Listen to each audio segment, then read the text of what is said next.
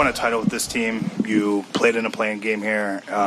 You played in a playoff series here, but never with a full crowd, never with, I guess, sort of the full quote-unquote Laker environment. Did it feel special today to have that kind of intensity, that kind of game? Is this sort of what you expected, I guess, when you decided you wanted to come here? Yeah. The crowd definitely got us back into it, with our play, having a crowd behind us. It was fun. The energy was there. This is what you dream about, playing in crypto. And yes, I know. Yeah, it's a new dream. And in crypto and just allowing, the crowd kind of, do their thing and get the other team rattled and kind of give us a little bit more energy to go on runs and make big plays. So it was electric tonight, and, I can't wait until we come back home, have our 2 home games, whenever them days are. And I know it's going to be even louder. So, AD, you fouled Conley on the last play of regulation. Just walk us through what you were thinking when you closed out after the foul was called, any conversations you had with your teammates, and how, as a group, you guys were able to turn the page and come out fresh. I think outscored them 10-4 in overtime. Cat was setting a flare screen on Mike, and I told Brian Red I didn't honor the call. I told him switch, but I didn't think he heard me, and I didn't want Cat to kind of slip in front of his face. But I got to know who also I'm playing with, who I'm talking to is Brian. He knows. And then Mike called it deep corner and was going out of bounds. And I actually jumped to not foul him, but he kind of went with me and got a foul. So after it happened, me and Brian discussed. We watched it. Obviously, I told him my bad. I told the team, my fault. And it just goes back to our next play mentality that Coach always talk about and we talk about as a team. To whatever happened.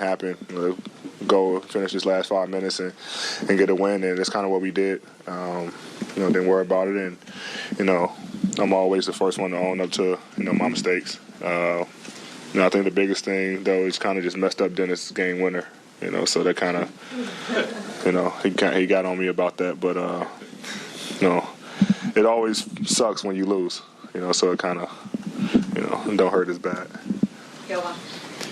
AD, you guys finally know your first-round opponent. What are your early thoughts on the matchup with Memphis? Yeah, good team, young, scrappy. Obviously Ja had a snake. Jaren Jackson. Obviously they have guys that's not going to be playing. Guys out, Steven, Brandon Clark. But they're still a good team. I mean, they're third for a reason. Even without Ja, they were winning basketball games. So they're a tough team. We'll do, our normal scouts and prep work for them. But it's going to be a fun, interesting series.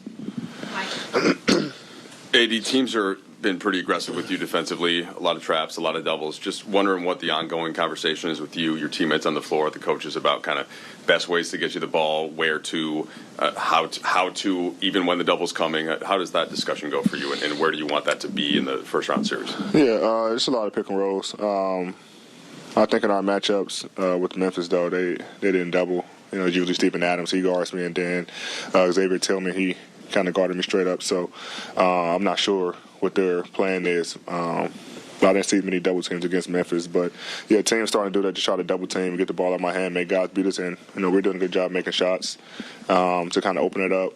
Go into some wide action where you can't double. I'll come off a pin down or play some pick and roll. Where we got guys cutting and moving. Now guys are moving. I'll catch it on a run and have space to operate, or catching at the top of the floor and just operating. So, or go obviously rebound, and score that way. So I'm just trying to find ways to be a part of the game, be productive, and whatever I got to do to help the team win. Kirk. AD, on your right, with this play-in-tournament format, how valuable is this rest now versus a little bit more practice? And you could have been playing Friday. How would you kind of summarize winning and getting the rest? Yeah, that was our main focus, getting the win. Even when we were down, I think 15 or 17, something like that, we just kept saying, we got to get a rest. We can't play. I thought it was Thursday though, or Friday, whatever day it is. We didn't want to play whatever day it was. We wanted to get this rest, let our bodies heal, recover. I mean, we've been going at it, playoff mode, since All-Star break, trying to get in. So it's good to have 4 days to kind of just recover and let our bodies heal, get some mental prep in on Memphis, and go in kind of fresh, on Sunday and have a battle then, playing every other day. And then, with the play-in, then if we would have lost playing again and then going right into a matchup would have been tough, especially with all the bumps and bruises our guys have. So it feels good to get this win and get a couple of days rest before we head to Memphis. AD, I think it's one thing from the outside looking in to see what Dennis brings to this squad, but you're with him every single day. Obviously the edge he started the season with. How would you kind of quantify his value to the squad? He's invaluable, man. He brings everything every night. He wants to win. When he first came back, he said that he didn't like his first tenure here. With the Lakers, he feel like he didn't do what he was supposed to, so he wanted to come back and just be all about winning. And he's shown it. Diving on the floor, big hustle plays, obviously big shots like he had tonight. Big plays defensively, offensively.